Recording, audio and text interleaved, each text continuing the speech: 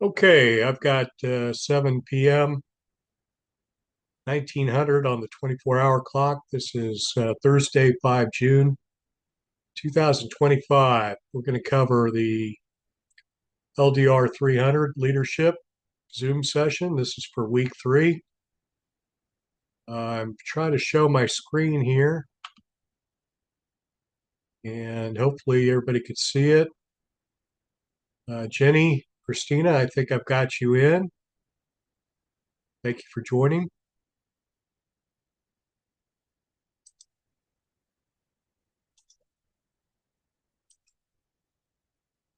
And can you see my screen?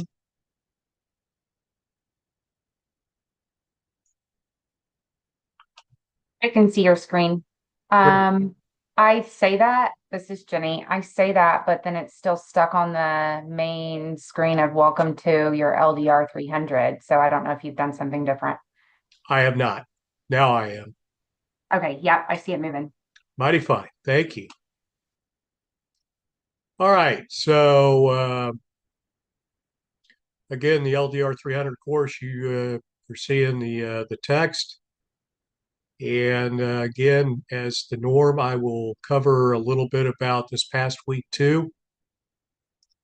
I will talk a little bit about week 3, and certainly open it up for any questions, comments, or concerns, or even funny stories if anybody has one.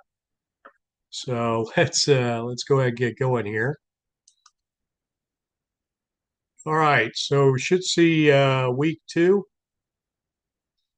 The Now let me back up for a second.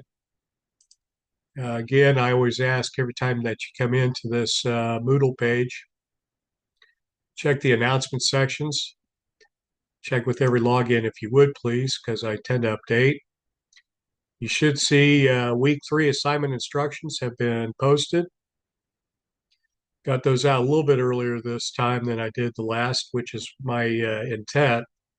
Try to get these out, say like Saturday or Sunday of the week prior. So hopefully that would work.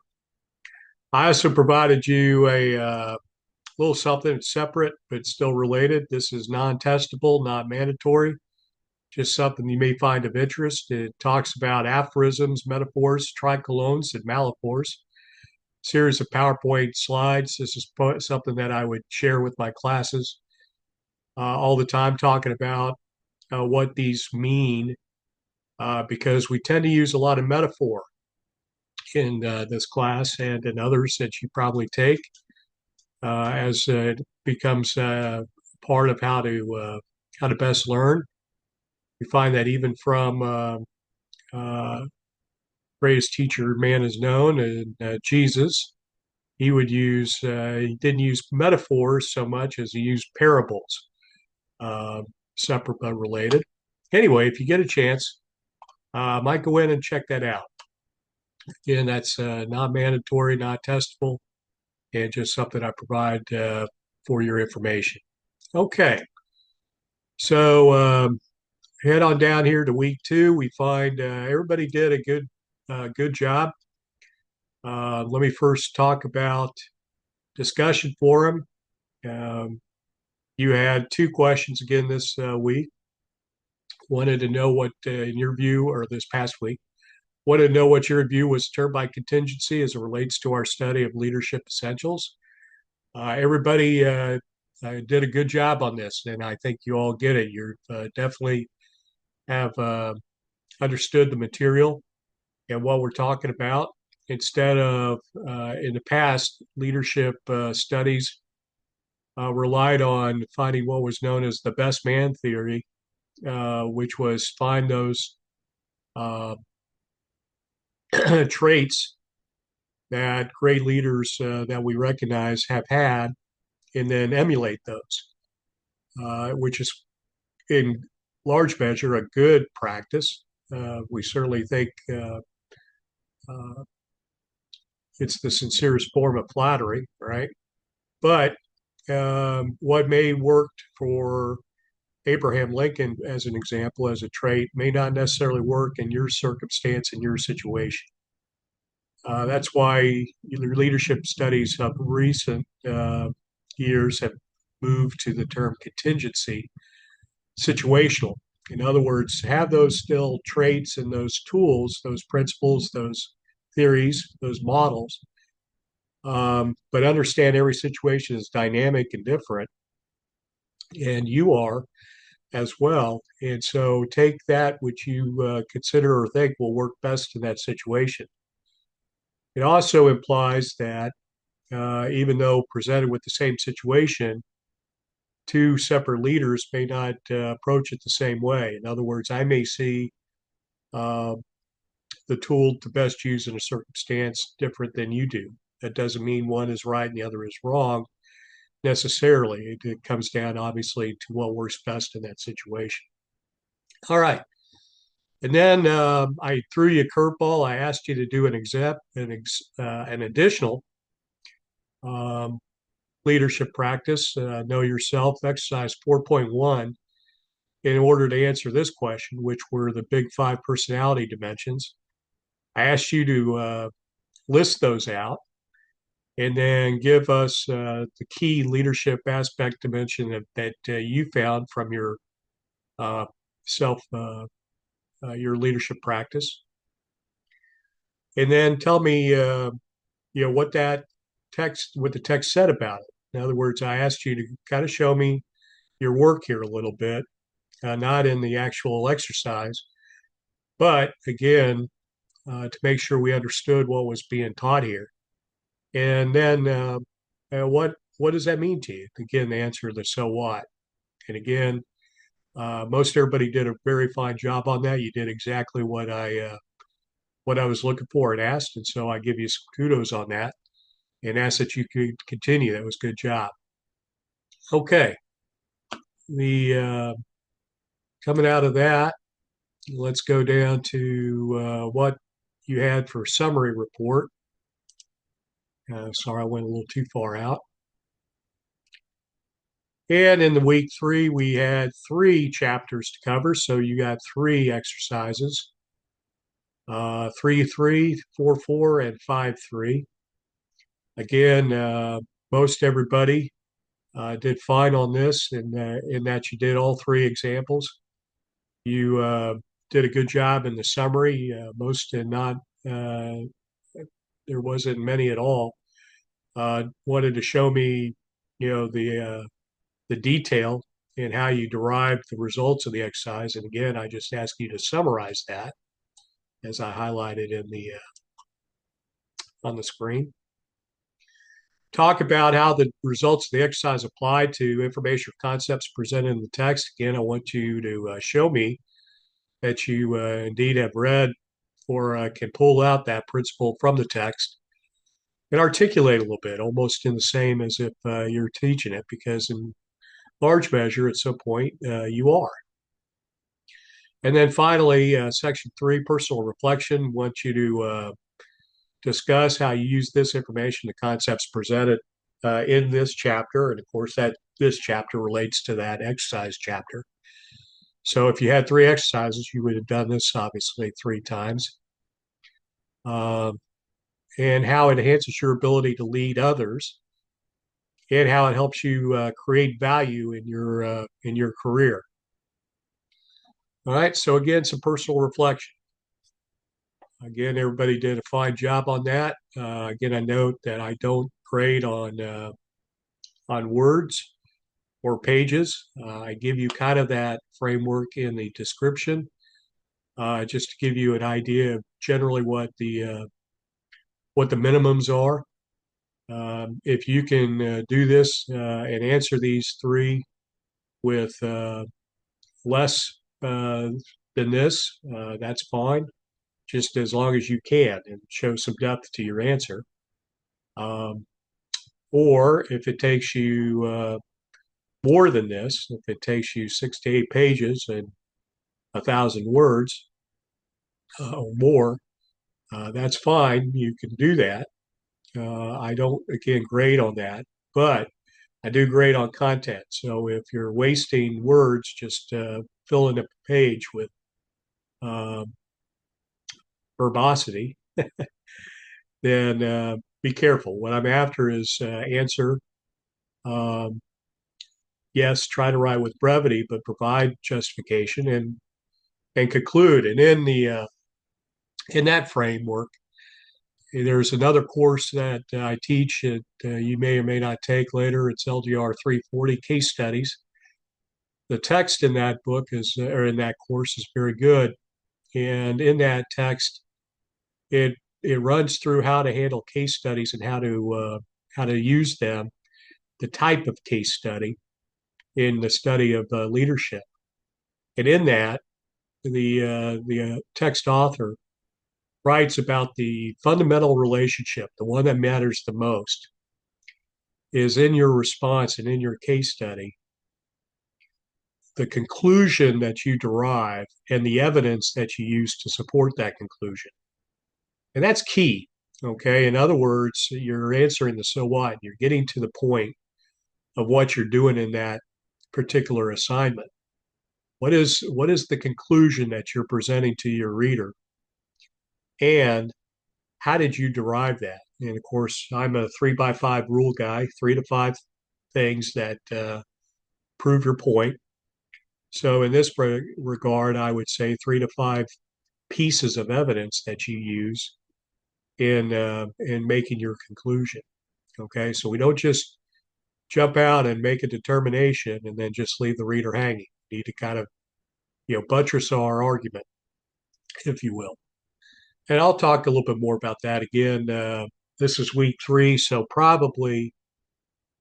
I think probably Sunday upcoming, and when I release the assignment instructions for week 4, I'll probably also put out the grading rubric I will use for the final paper.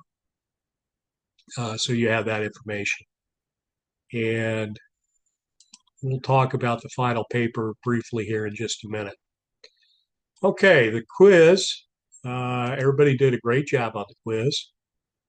There's still a couple that left to have to take the quiz that they've contacted me. We've talked about it. So I won't go cover the quiz questions in this session. I do look through, you can see on my screen how people do on the quiz and what questions are missed.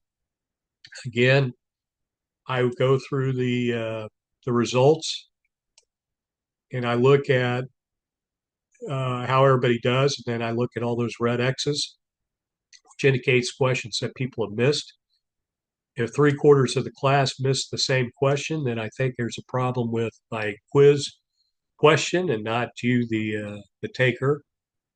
So I go back and review, and if I determine that the quiz question was poorly worded or poorly presented, then I'll toss it and give everybody credit. In this particular case, that did not happen. So, like I said, everybody scored in the fairly high range. Of course, things to the right of this chart are good. Things to the left are bad grades, as you can see.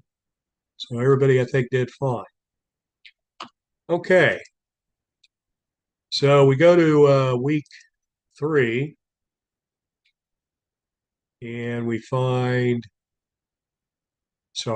okay, discussion forum week 3. 3 chapters to read. So you've got, in other words, let me go back here for a second. Again, take a look at the module overview. Tells you what to expect out of these readings for this week and what we're focusing on. Some critical chapters here. We talk about vision, mission, and strategy and execution, the realm of the leader. So it's really critical that you read this aspect of your readings carefully. The chapter before that, we talk about the areas of stewardship and servant leadership. And then in the chapter following mission, vision, and strategy execution, we talk about motivational strategies, roles of rewards, recognition, and the like. Okay. a lot of objectives, about 3 per chapter, it looks like.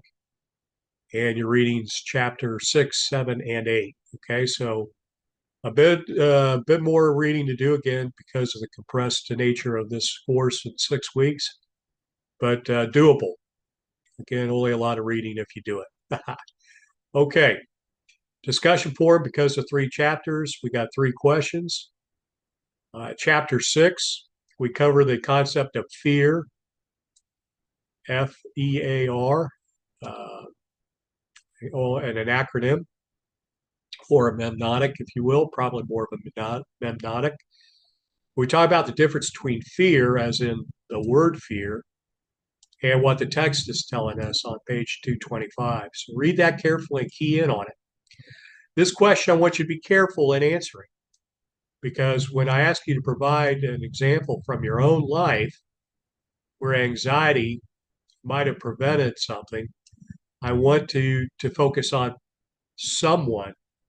In other words, it's an example out of your own experience, yes, but where anxiety prevented someone from doing what they should be doing, and then talk about how this concept of fear and your knowledge of it may have help that person in that situation. Does everybody understand? Okay, I don't want you to talk about something that happened to you and how you were in fear of something, but where you saw that in somebody else. Okay, so think through that a little bit if you can. If you're having a hard time coming up with an example and need to use it out of your own experience, out of your own life, then yes, go ahead and do that. But try to focus in on you as a leader here. Focus in on where you saw somebody show so much anxiety they weren't able to complete what they were tasked to do or needed to do, and how this understanding this concept might have helped you be a better leader with that person. Okay, so a little bit of thought process on that one. Good luck. Chapter 7, I want you to pull the mission statement out of your organization and then do some analysis on that, given what the text tells you. And then also provide 2 ways that the leaders in that organization can more effectively communicate the mission to people inside and out. So, basically let me know, all right, so you found the mission for your organization. Had you ever seen it before? And has the people in that organization, have they seen it before? Do they know what it is? If you're having a hard time coming up with the mission for your organization, and that could be anything. That could be the one you work for, the one that you support uh, as a volunteer. It could be the organization that you wish to belong to, perhaps. But if you are unable to find that mission statement for the organization, then find the mission statement of the University of Mount Olive. You'll find that on their website or in the student handbook. Okay, so take a little time. Make sure you've read the chapter on this, and then we're going to do a little analysis on mission statement. Okay, and then the final discussion question is understanding empowerment. So in this chapter, chapter 8, you will read about an engaged workforce and how that has 3 key elements: meaningfulness, connection, and growth, and how that individual has a sense of those 3 in that organization, and how that empowerment helps the organization. In other words, you're helping your subordinates have meaning, have a connection, and a sense of growth within your organization. What does that do? Is that worth anything? Should we be aspiring to that? Okay. All right. So some real fun here, and again, some thought provoking. But I'm confident everybody can do well. As always, try to have that uploaded by Friday at 23:59, and on your initial post, and then do your response to 2 others no later than Sunday night, if you would, please. Okay, know yourself practice 6.1, 7.3, and 8.3. I talked about this already. And again, most of you get it. And I really appreciate those of you that incorporated paragraph headers into your response. You did a superb job on that. And I hope it helped you as much as I thought it might. It certainly helps organize your thoughts and then ensures that you're able to answer everything. And I encourage you to consider that and continue that, certainly with all the future summary reports, but also when you write your paper, not just for this course, but in future courses. Okay. And then the week 3 quiz. Again, you'll find that about the same format. I think probably about 30 questions on this one, multiple choice and best answer. The materials or the quiz questions all come from chapter 6 through 8. So these quizzes are not comprehensive. They only cover that particular week's assignments. You are allowed to use the text, the PowerPoint slides that I provide, your notes, any reading assignments as you take the test. The only thing I ask you not to do is to collaborate with other students. I want you to do your own work in this regard. Again, you get an hour to take this, which should be enough time if you've read the material. Try to do it where you're not interrupted. So far, I haven't seen anybody get interrupted or have a glitch in their quiz. So I ask that to continue. As always, if you've got an issue or some type of problem, I usually will see it in the results, but certainly let me know and we'll address what happened. Okay. All right. So let's talk a couple minutes on final paper. You can have this thing done now if you want and upload it. It uploads in the week 6 Moodle page, but it is due Sunday. Sorry, here it is. Sunday, 29 June. Okay, so that's the Sunday before last few days of week 6, right? And here's what's going to happen on your paper. You're going to need those leadership practices, those summary exercises that you've taken. And you're going to kind of do a little review of that. And you're going to come up to me what you think were your strengths or weaknesses, valuable characteristics coming out of those. You don't have to use every exercise. Again, 3 to 5 rule guy. So maybe pull 3 that best help illuminate what you want to write about. But what were your strengths in those? What were your weaknesses? What did you get out of those? Identify the characteristics that you want to maybe change, the process for doing so. Okay, what did these exercises teach you about the type of leadership style you have? Again, do not take up space in your paper describing the exercises. We've already done that. Or that process of completing and scoring the exercises. You've already done that. Okay. But certainly apply the terminology and principles that you learned in your answers. So what are the sections we're talking about? Okay, well, they're broken out into about 5 sections. You're going to talk about leadership importance. So think of a paragraph for each of these. Okay. A paragraph obviously you'd have an introductory paragraph and a concluding paragraph in your paper. But in your paper, talk about paragraph, importance of effective leadership. Why do we have to do this? A paragraph on leadership development. Okay. How leaders can develop in that organization. Paragraph on those leadership concepts. Again, those 3 that jumped out the most to you when you're doing these summary exercises. Okay, you get to pick these. What really popped out at you and have really intrigued you the most?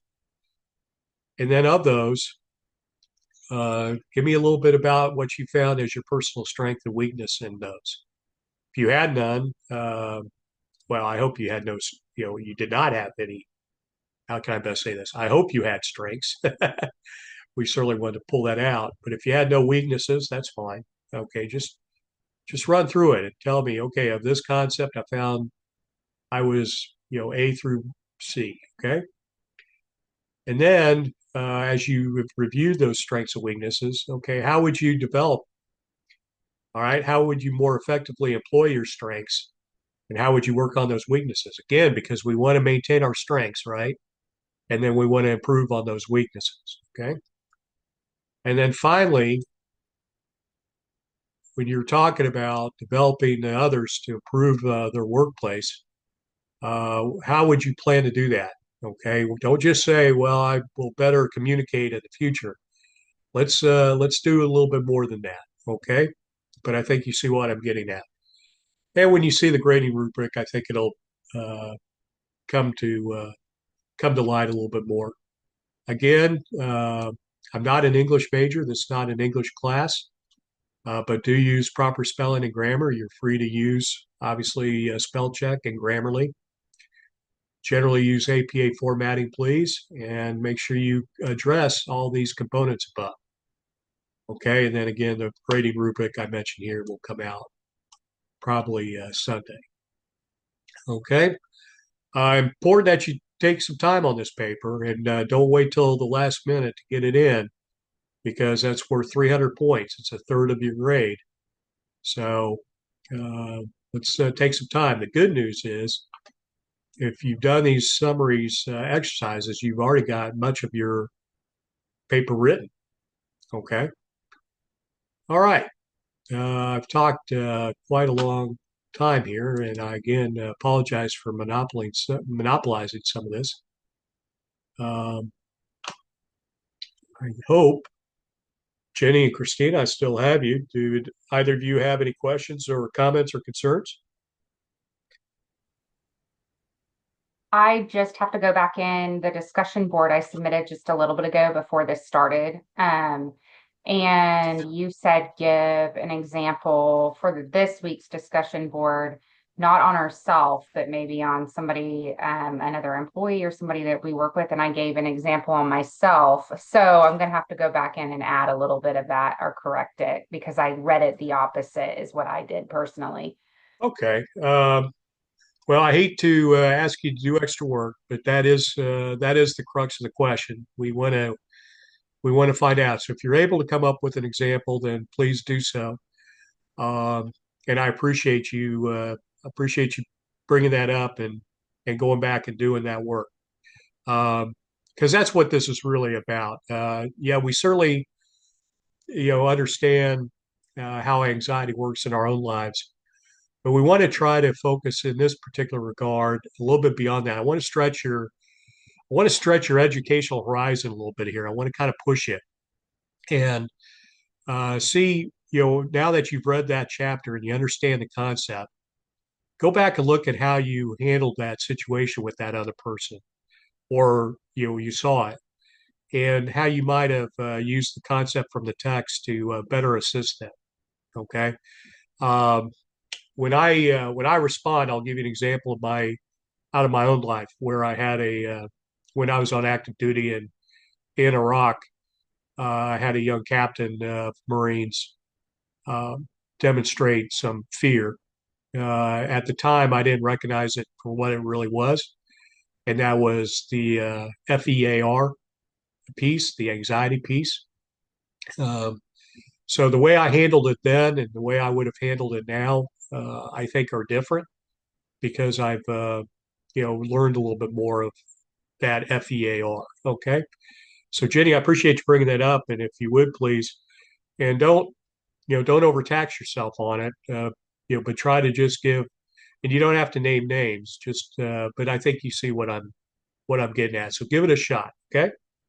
Okay, no, I understand. I was going to say, so in, how we reply back to two of our fellow classmates, I noticed that, um, thankfully that you described this in this week's of what exactly you're wanting, because I noticed a lot of people use personal experiences versus, someone, they work for or work with or alongside or manage or whatever. So probably that's why I did that. And No, now that you, yeah, I'm sorry to interrupt. Yeah, I'm sure that's a big piece of it, and I need to probably rework that question because uh, it happens every time we teach this course, and quite frankly, just so you've got it. Um, if it's that personal example, if most of the class doesn't, I probably I don't grade down on the example, um, but we don't just quite get the essence of what the learning point is. And in this regard, if we're just chasing a grade, then yeah, we just do the bare minimum. But that's not what we're doing, right? We want to dig into this here a little bit, and that's kind of what I'm after here for you. And so I appreciate that. Give it a shot and see what you come up with. I will. Thank you so much. All right, thank you. And you don't have to do a new post. Just add to that thread that's already on your post that you've got, Yes, and I'll sir. look for it. And I'll look for it. Yes, sir.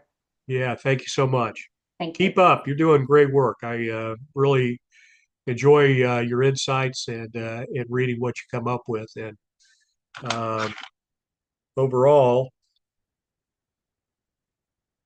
yeah, you're doing good. I'm looking at your grade sheet right now. So keep after it. Thank you. All right. Well, Christina, did you have any comments or questions or concerns? Do we still have you?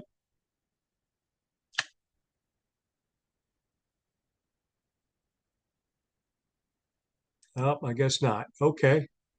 Jenny, it looks like it's just you and me. So did you have anything else? I do not have anything else, not that I know of. I just realized that when I submitted that earlier today that I needed to go back and just correct that, which I'll do shortly. Okay. All right. Well, again, this is not personal. I'm not trying to mess around with you. I didn't go in and look at what you did and then, hey, I'm going to switch this up on Jenny. No, I I know assure you. because I literally just submitted it right and probably within the last hour before this meeting. So I was when you were discussing, I was like, okay, I've got to go back and do it, which is totally fine. Yeah, I think, and then also, I don't think, this doesn't need to be a half page paper worth, just a quick, this was the situation. Here's how I handled it. Here's, what I would do differently, if at all. Uh, or you might just say, hey, I recognized it just as the text said and proud of myself and, gave a good response. So, it's up to you on how you present that. But I think, again, the whole purpose here is I want everybody to understand the principle involved and then how that would work as a leader, which is, of course, what the purpose of this course is. So, yeah, even though I have you doing summary exercises that are you, and we certainly want you to take this time to learn about yourself and, that self evaluation. We should remember to keep an eye out on all these and understand how we can use these and this knowledge to better ourselves as leaders, which is what the whole point of the exercise is, right? Correct. I was going to ask you though, also, you said you teach, what was the other class that you taught? Leader. So I Uh, used to teach all five. There were five in this curriculum. They don't offer all five anymore.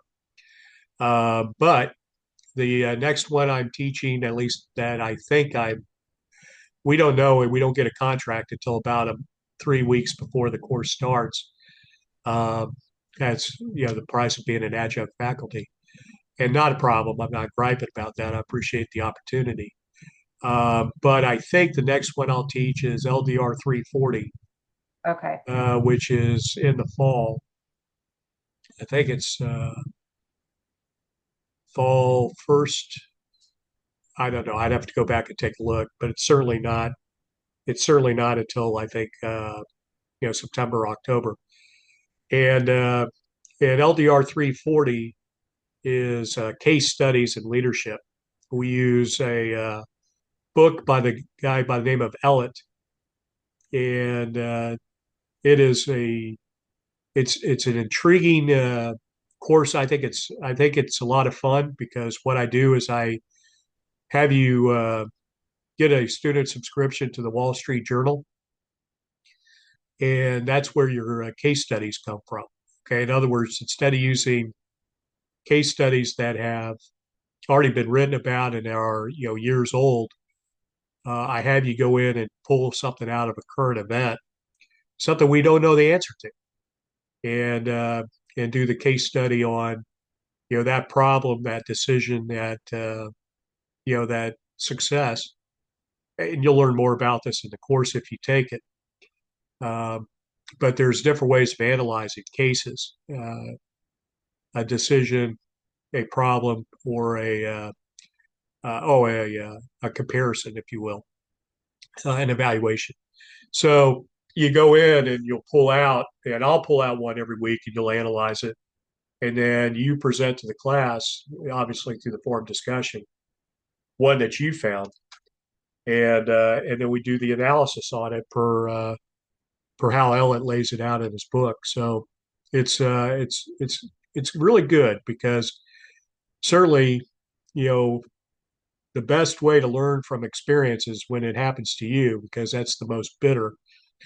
But um, in large measure, we want to learn from other people's experiences, right? It'd be best to let the other person make the mistakes. I'm just kidding slightly, but that's why we want to learn how to best analyze.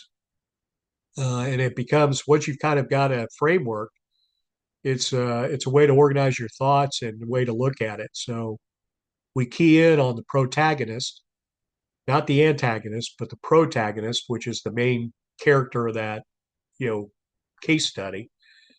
So in the examples I've given you, you will look at the article and you'll find who is the person most represented in the article.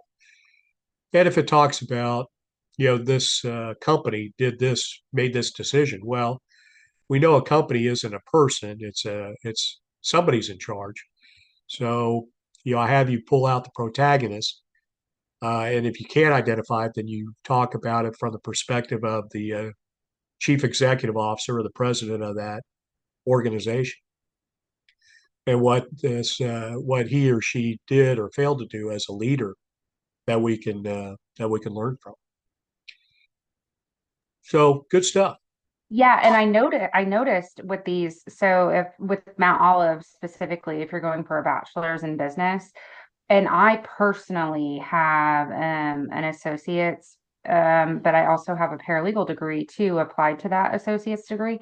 And I noticed with these business law classes, there's so many business law classes for the bachelor's that I was shocked because it was like I was double doing them. And I'm almost done. I'll be done in the fall with my bachelor's, but a lot of these were already law classes, like the business law classes that I felt like I've already taken, but it is what it is. They're required. And I didn't, the leadership 340 class that you're talking about, it wasn't even on it's not required.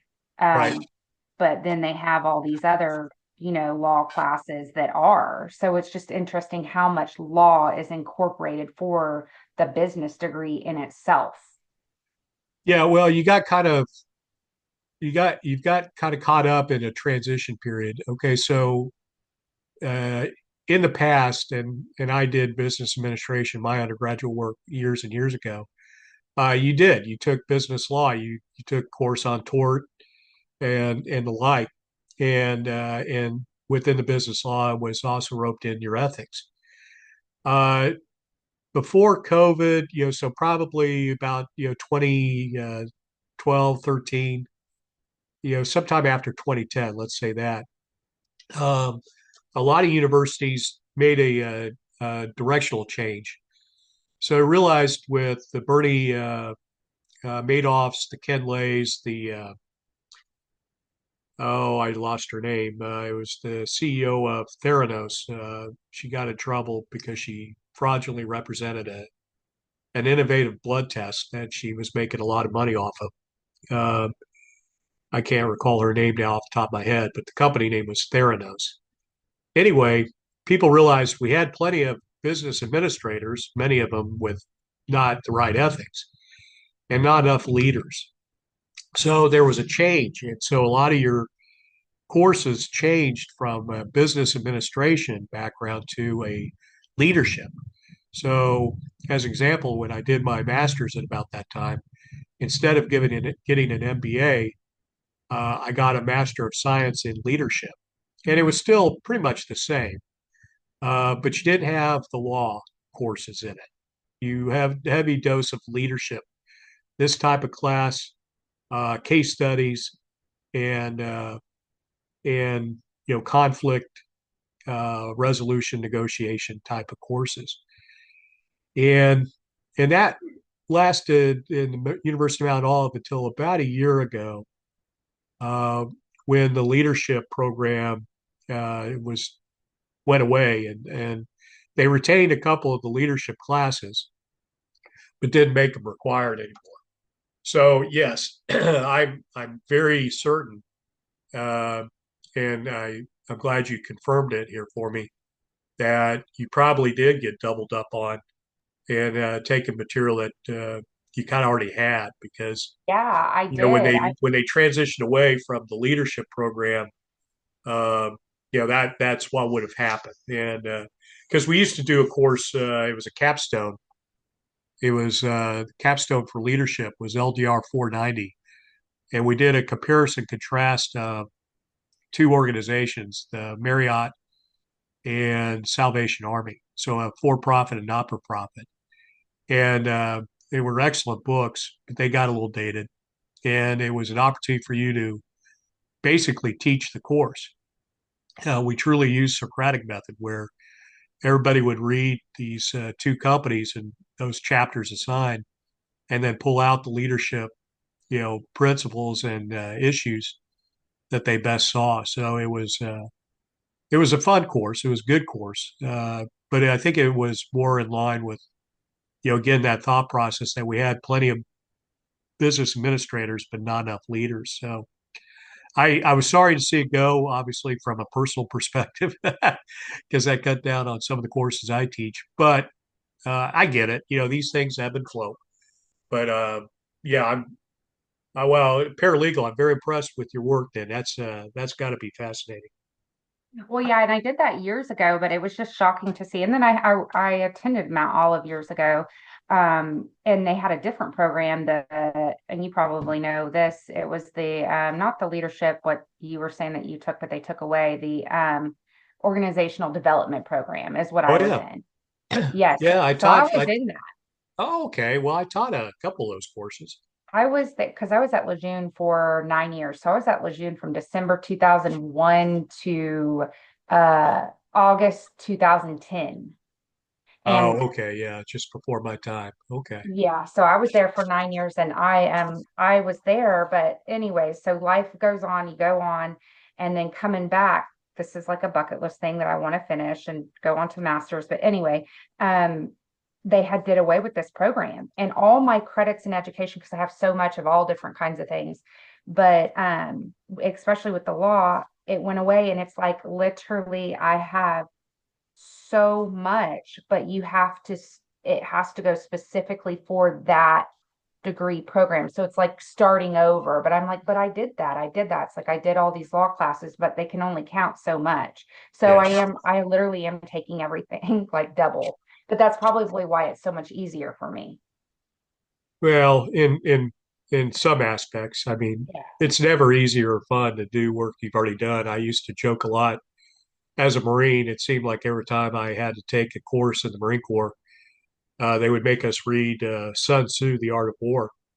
I mean, okay, I get it, but you've now made me read that thing about 12 times, in different courses, and we cover the same material. So at, at some level, you kind of start to nod off. But yeah, I'm sorry. Well, was the campus there off of Onslow Road, across Yeah. from So yes, sir. Hakadas? Yeah. That was a brand new campus, but from what I understand, because I drove back through there because we just moved back here to Raleigh.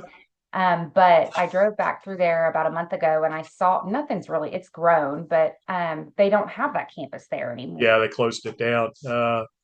See, I used to love it because that's where I would teach my seated class. They would also send me up to New Bern and as well, but it was neat because the campus here, I live in Jacksonville, was only, it's about a mile from my house, so it was, really cool to shoot down there. And of course, it's always better to teach this type of material, face to face than try to do it online. But yeah, just before COVID, they got a new president at the University of Mount Olive, and he closed down all the satellite campuses. Yeah, I think in large measure it became a cost issue. Uh, but I was sad to see it. But and again, it was perfect timing because he did it just before COVID hit. So had he not done it, they would have had to do it anyway because of COVID. And Yeah, because that building, there's nothing in there when I drove by it, I don't think. Like when I drove by it a month ago, when I went in and I saw that they built like the Sam's Club and like that had extended, but a lot of in the new housing developments, but it looked still the same to me after all those years. I was like, yeah, oh, not much has changed. It still looks the same. Um, yeah, yeah, but it's changed. Of course, there's a Domino's in there now, and then of course my barber, who's my wife accuses me of her being my mistress, and it's all funny, but it's she's Okinawan, and I don't know if you're familiar with how Okinawan tradition in giving haircuts, but it also includes a head and neck massage yes, and hot yes. towels. And so, after a tour in Japan, I looked for that. So, but Hakata's is still there, going strong. And Oh, okay. you're Yeah, right. There's things that have changed. There was a nightclub right behind it called Swanix, which was that's owned been by a there. retired sergeant major. Yeah, it's he passed away a few years ago, and nobody was able to take over that business, so it's closed down, and it's all that memorabilia is pretty much gone. So yeah, Did you ever know Colonel Schweitzer, Robert E. Schweitzer? He actually he retired from the Marine Corps, but he taught. He was the head department of the paralegal program when I was there from 2006 to 2008. Amazing man, little tiny man. yeah, Um, but I know that he passed away a few years back. But he was when he taught that program, the man was 80 something years old. yeah. But That's awesome. he was Yeah, the I nicest. didn't know him on active duty. He would have retired just probably about the same time I came on. Uh, I recognized the name. If I saw the face, I would say absolutely because it's a small corps. But I'm sure he probably was a staff judge advocate when he was on active duty. So He was, yes, yeah, he definitely was. And but he was so great. And every person that he got into that program, that's what he wanted him to do, is he wanted him to, be a paralegal and then go on to be and he mapped you out where he set you up for success if you followed his program. Um, but he was so nice. He was so nice. oh, that's tremendous. What a great leader. But That's excellent. Yeah. I don't want to bore anybody else. You're not boring anybody else. And again, this is your time as much as anybody. So it was a pleasure talking to you. We'll probably get bounced off here in just a couple minutes because they put a time limit on us still. Uh, but thank you for sharing that. That's excellent. So you're back in Jacksonville now? No, I'm in Raleigh now. We've been here, got here January 1st, been here 6 months, but funny enough, and we've moved twice in the last year, halfway across the United States because my husband's retired Air Force, but he's Okay. civil service. And so he is the head of contracting at Seymour. Oh, wow. And yes, and he was offered this position and he took a position back at Tinker, and we thought we'd be there 6 years, but then he was offered this one and it was kind of too good, we thought. And so, oh, we'll take that. But I didn't want to live in Goldsboro. No offense to anybody who Sure. lives in Goldsboro, but nothing's changed. And so I was like, okay, well, we'll live somewhere comparable to OKC. Well, Raleigh is definitely not like OKC, and so I'm just not personally happy here. So Yeah. we are moving again in July to New Bern, and we'll be there for sure for 5 years in New Bern. Uh, Marvelous. so I'm looking for, and I looked in Jacksonville, and that's why I went back to Jacksonville a couple times within the last month or two, just to see. But my thing is schools, the school system, because I have teenage children, and I really want them to finish out their high school career, strong. So, Sure. uh, that's the whole reason, is really picking out the school system. And in Wake County isn't, it's so massive. Um, here, it's just too much. So I yes, get we it. are New Bern is going to be the spot for the next 5 years. And so I'm over, with being a military spouse for all these years. And I was a Marine Corps wife for years, for 15 years, my children's father. So that's why I was at Lejeune for as long as I was. But um, I am partial to the Marine Corps because of that. And then meeting my husband, who is Air Force, it was like, oh, I'm still Marine Corps all the way. God bless you. Well, we certainly have respect for the Air Force and those who serve in other branches. But I get it. I get it. I used to tease my father-in-law a lot. He was Air Force, and I married his daughter. She joined the Marine Corps before I did, actually. So, so I married a Marine, Oh, and wow. yeah. So it was just kind of funny. The Marines would beat up on the Air Force a little bit. Yeah, it was all Yes. good natured, but yeah, you'll love Newburgh. It's that's excellent, and with that bypass, they built the 17 bypass. That makes it a lot easier to get up there and back from Jacksonville. We got good friends up there in Riverbend, and really nice area they live in. So you got nice options, and I can't vouch for the schools. My daughter is a product of Jacksonville High School, and she did fine, but I get it. I get it. I drove by Jacksonville High School because that's why I went. And my son, he'll be a sophomore. He's a freshman right now, but he'll be a sophomore. And I drove by there and I was like, but again, you just don't know what you don't know until you're there. So you kind of can't judge it. But the military is all my children know. So um they have two options, but the two options you're gonna do, it's like join the military and go to college.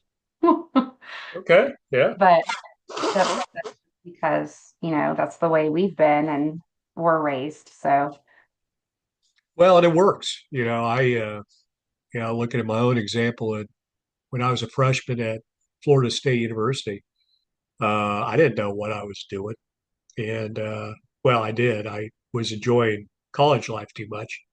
18-year-old drinking age limit down there at the time, and living in a co-ed dorm, and it just obviously wasn't going to do well, and so I enlisted, and then later got my degree as a corporal. And it's amazing what joining the military will do to help you figure out maybe not so much what you do want, but it certainly tells you what you don't want. And so it's good. It's focus, and it's smart. You get somebody to help pay for it. Hey, that's the way to go. that's exactly what we tell our children. And so I was in Panama City, Florida for 12 years. So we just left there in late 2023. We actually just went back a couple weeks ago, but so huge Knowles fans over here. And then Awesome. yes, and then my husband, he was actually in the doctoral program at FSU there in 2023. Yeah, it was 2023. Okay. So I know that area very, very well as well because I've lived there. I feel like I've been all over. And then Well, everybody's yeah, like, wow, you've been all over, but it's a lot. It's a lot. yeah, it is. My dad was a Marine. He was stationed in Tallahassee when I was just a little guy. Uh, on the inspector instructor staff of a reserve unit there. And that's how I was able to go there because he had maintained his state residency in Florida at that point because it wouldn't tax, federal income. And so that's why I was able to go there, get in-state tuition. And Tallahassee was a lot of fun. And like I said, my dad was a Marine, so yeah, I moved 13 times before high school. So I get what you're doing, and more power to you. That's very important. Kids are resilient. They know the deal. But I guess something infected me because, as soon as I got out of high school and went to college and thought, hey, at least I don't have to move for a few years, I wound up joining the Marine Corps. And, guess what? So, That's a part of it. Yeah. yeah, and I wouldn't trade any of it for the world, but it's just kind of funny because my daughter was born here in Jacksonville and she never had to make the moves.